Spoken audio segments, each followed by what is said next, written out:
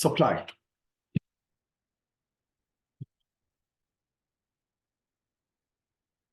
Supply is the amount of a product that suppliers will offer to the market at a given price. The higher the price of a particular product or service, the more that will be offered to the market. For example, the amount of button mushrooms supplied to market in any given week may be as shown in this table. So before we go into that table,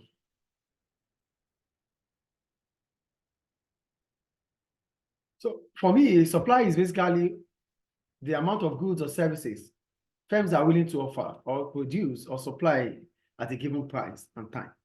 Yeah. So the higher the price, the higher the quantity supply. The lower the price, the lower the quantity supply. That is the law of supply. Yeah. What does this law imply? This law implies that firms will be willing to supply more only when they can maximize revenue, which will make them to maximize profit. And they will supply less if there's no incentive to maximize profit, which is a lower price. A lower price will discourage firms to produce more because at that point in time, they cannot maximize revenue. And if they cannot maximize revenue, they cannot maximize profit. Is it clear? Yeah. So that's all about that. So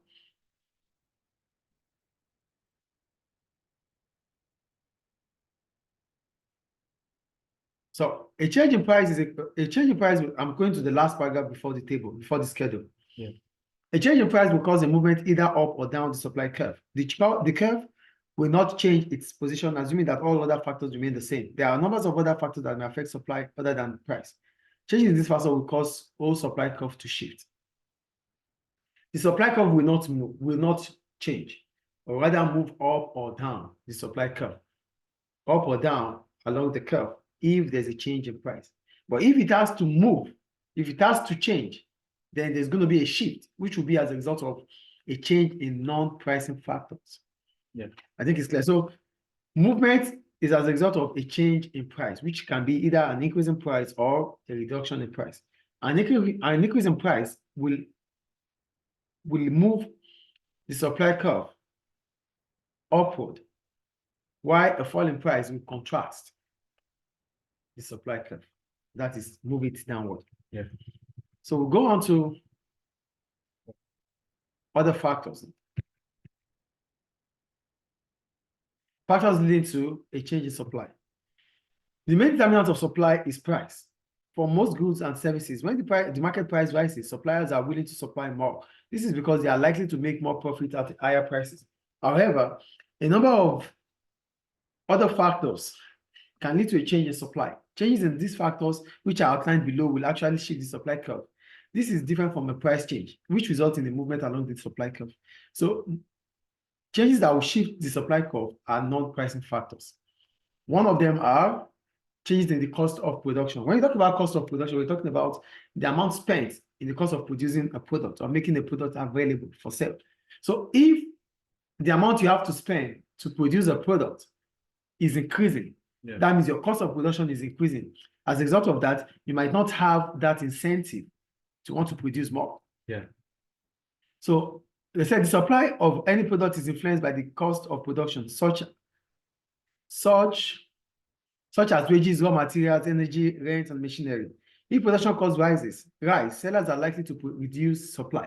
This is because their profits will be reduced. For example, here, they make an example here. So basically, firms, when their cost of production increases and they are unable to increase the price, yeah, then that means their profit will be less because they have to sell at the same price as they used to sell. That means they will make less because their cost of production has increased. So the amount of money, the amount placed, the extra amount placed on that selling price is not as much as they wanted. So the cost of production has reduced from the old cost of production, but the new price, the price is still remains the same. So cost has increased, price remains the same. That means they won't be able to make profit as they used to make. As a result of that, they might not have the willingness to produce more or to supply more. A rise in cost will cause the supply curve to shift to the left. That's from S to S2. Yeah. Why? Because the quantity supply in the market would have fallen from Q to Q2. If cost falls, supply will increase because production becomes more profitable. As a result, the supply curve will shift to the right. This shows that more is supplied at every price. The new supply curve would be S1, that's from S to S1. The amount supplied at P, because price will not change. Yeah. And the quantity supply will be from Q to Q1. The availability of resources will also affect supply. If there's a shortage in some of the factors of production, such as land, labor, raw materials, or capital, it will make it difficult for producers to supply the market. So not only the cost of production now, availability of raw materials. If raw materials are available, then production can be assured that it will increase. But if raw materials are less, if raw materials are scarce in the market, that means there won't be anything to use in production. So if you are unable to produce as a result of low raw materials, then the supply curve will also shift leftward from S to S2. But if there's availability of raw materials, then output is certainly going to increase. As a result, there's going to be a shift rightward of the supply curve from S to S1. Clear? Yes. Another factor is introduction of new technology. When you talk about technology, are you there? Yeah. As new technology becomes available, many businesses will start to use it in their production processes. New technology is usually more efficient than older technology and will help to lower production costs, encouraging firms to offer more for sale. So for new technology makes things to become faster and better. That's efficiency. So it is normal. It is expected of the latest or advanced technology to be better than the old technology.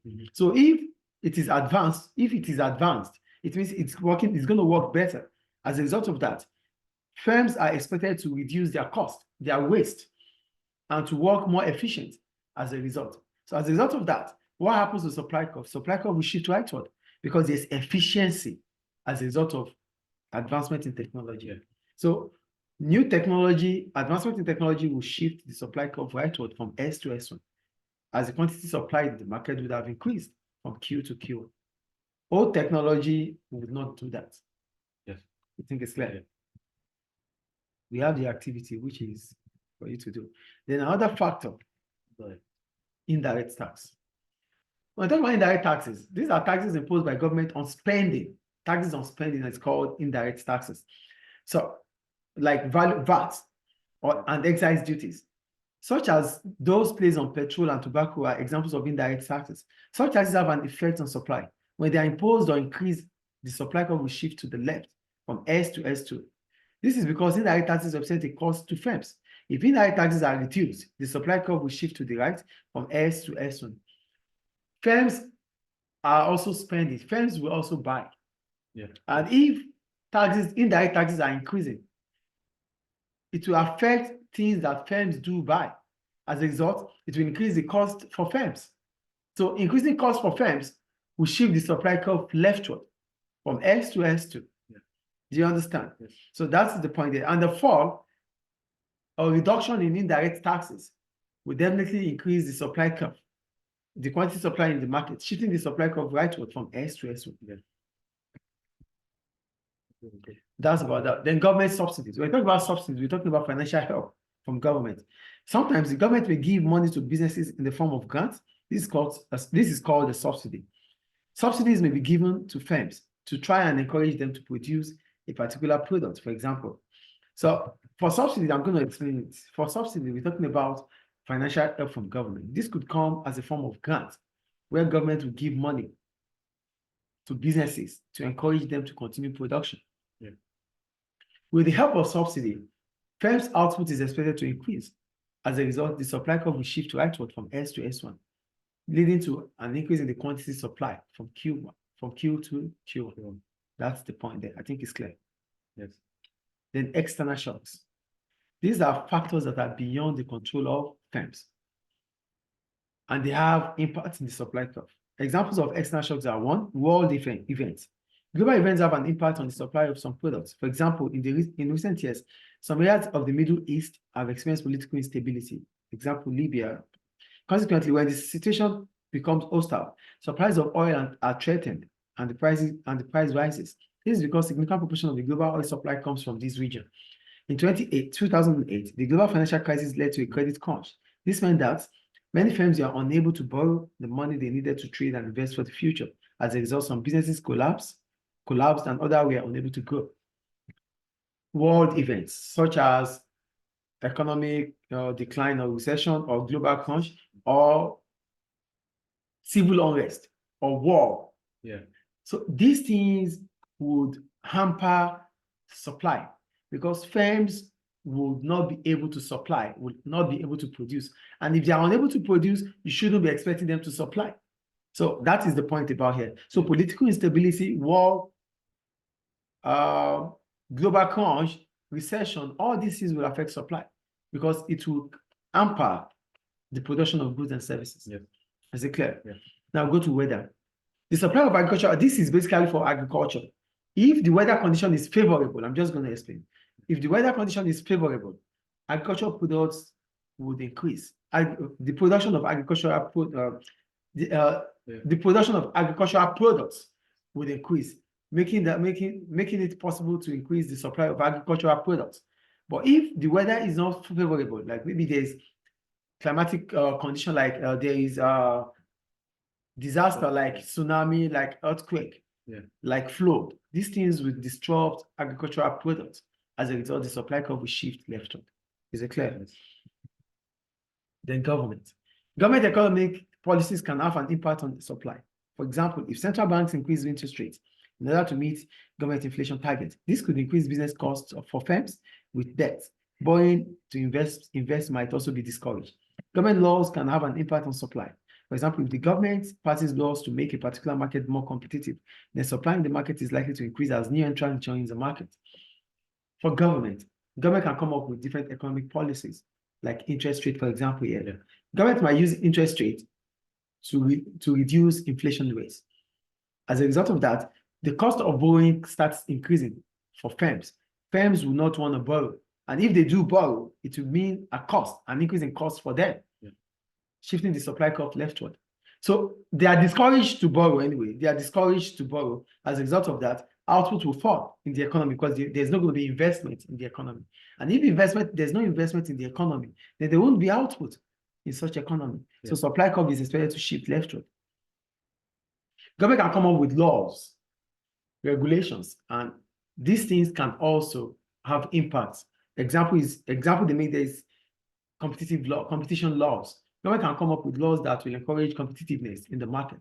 If that happens, supply curve is likely to shift rightward, from S to S1, because new businesses will come in, new firms will start up in that industry. Clear? Yes. Price of related goods.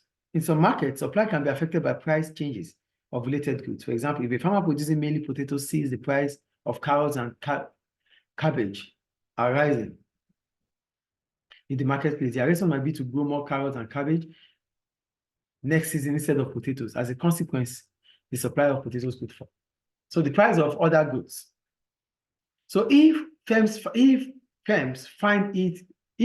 have flexibility to switch from producing one product to another product, especially if the product that they want to switch to start producing is witnessing an increase in price, the supply curve, the supply for their initial product would fall, shifting it from S to S2. And the supply for the new product they want to start producing that has increased in price will shift rightward from S to S2 to S1. Is it clear? So that's about supply. Any question about supply? You do the case study. The first one is easy. I just don't want to write. Yeah, it's okay.